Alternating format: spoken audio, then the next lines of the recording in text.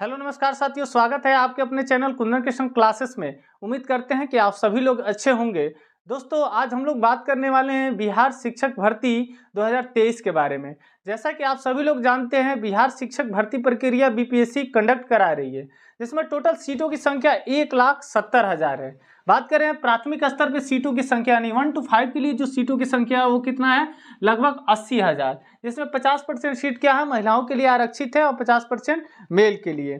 कि आप सभी लोग देख रहे हैं बिहार शिक्षक भर्ती प्रक्रिया में आए दिन कोई ना कोई संशोधन किया जा रहा है। पहले क्या था, जो बच्चे सीटेट क्वालिफाई थे उस फॉर्म को डाल सकते थे, लेकिन इस बार क्या किया है कि जो सीटेट जुलाई में देने वाले बच्चे हैं वो भी इस फॉर्म को डाल सकते हैं। साथ ही साथ देखा कि पहले क्या था कि केवल बिहार के अस्थायी निवासी ही इस फॉर्म को डाल सकेंगे, उसको भी संशोधित किया गया है। अब अदर स्टेट वाले भी इस फॉर्म को डाल सकेंगे।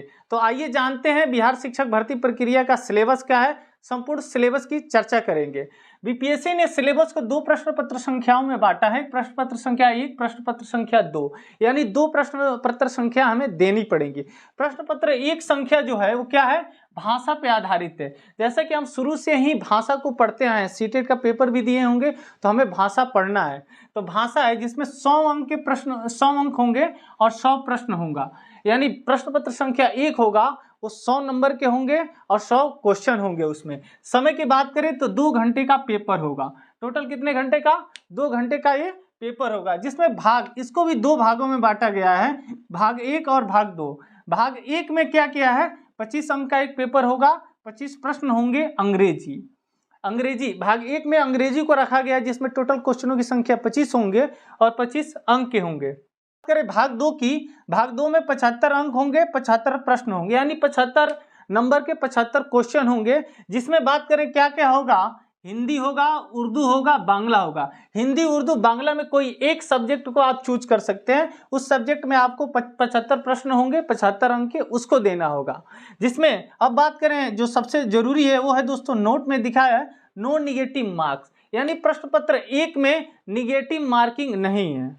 आपको केवल इसमें 30% अंक लाना ही अनिवार्य है, यानी 100 नंबर का टोटल कितना है, 100 प्रश्न होंगे 100 नंबर के, 100 में 30 नंबर लाना आपको अनिवार्य है। अगर 30 से कम लाते हैं तो आज इस पेपर में आप फेल हो जाएंगे। इसमें सबसे इंपॉर्टेंट क्या है, भाग 2 महत्वपूर्ण है। देख रहे हैं भाग 1 भाग 2, भाग 2 महत्वपूर्ण है। भाग 2 में कितना क्वेश्चनों की संख्या है, 75 क्वेश्चन है, 75 अंक के, ये अनिवार्य है, इसको करना जरूरी है।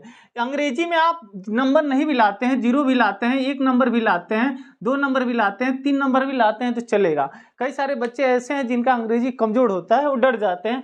डरने की बात नहीं है, 25 अंक के 25 प्रश्न होंगे अंग्रेजी में। इसमें आप नहीं भी नंबर लाते हैं, 1 नंबर 2 नंबर भी लाते हैं, लेकिन इसमें आपको 30 नंबर लाने होंगे। अगर इसमें नहीं लाइएगा तो 30 लाने होंगे, यानी दोनों को मिलाकर ओवरऑल आपको 30 नंबर लाने हैं।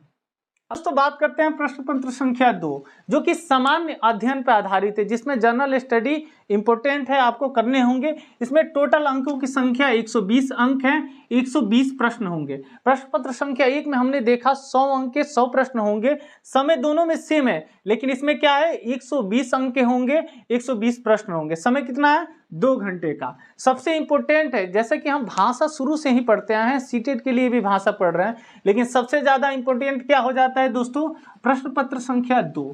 प्रश्न पत्र 2 को आप बढ़िया से पढ़िए, तैयारी कीजिए। अब जानते हैं प्रश्न पत्र संख्या 2 में विषय क्या क्या है, तो गणित है, सामाजिक जागरूकता है, सामाजिक विज्ञान है, भूगोल और पर्यावरण है, सामाजिक विज्ञान है, भारतीय राष्ट्रीय आंदोलन, जितने भी राष्ट्रीय आंदोलन हुए हैं उन सबको आपको याद रखना है। मानसिक क्षमता परीक्षण यानी रीजनिंग का भी पोर्शन रहेगा। साथ ही साथ इसमें मॉडर्न हिस्ट्री को भी जोड़ा गया है। इसमें क्या है दोस्तों, निगेटिव मार्किंग है, कितना 1/3 का या 1/4 का निगेटिव मार्किंग होगा।